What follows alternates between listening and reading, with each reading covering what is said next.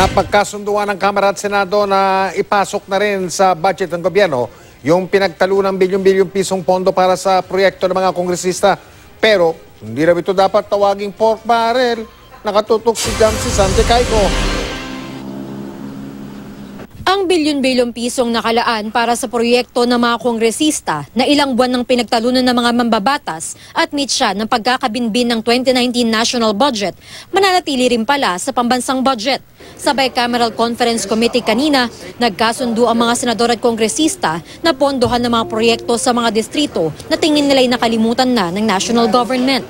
Sabi ni Senate Finance Committee Chair Senador Loren Legarda, hindi ito dapat tawaging pork barrel kung hiningi naman ng isang ahensya, rehiyon, probinsya o barangay ang proyekto. Tuturingin mo bang pork kung itayo ko yung aking tulay na ilang dekada ng kailangan dahil ang mga tao hindi makatawid sa ilog?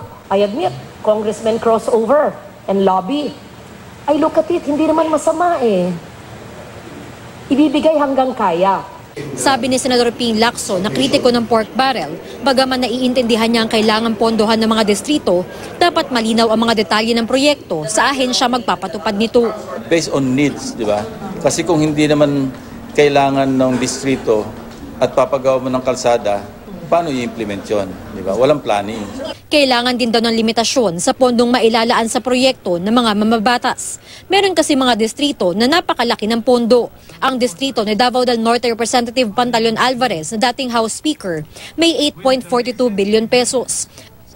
Ang distrito ni Speaker Gloria Arroyo ng Pampanga may 1.44 billion pesos. At sa 241 na distrito na paglaanan ng pondo, 408 million pesos na ang pinakamababa. Mungkahi ni Lacson, pag-aralan kung mapagkakasya ba ang mga panukalang proyekto sa 50 billion pesos mula sa DPWH budget. Payag ang Kamara na pag-aralan ito at baguhin ang mapupunta sa bawat distrito kung kailangan. Pero baka raw hindi sapat ang 50 billion pesos kung kasama pa ang mga proyektong nais ipasok ng mga senador. Para sa House, mukhang okay na yan.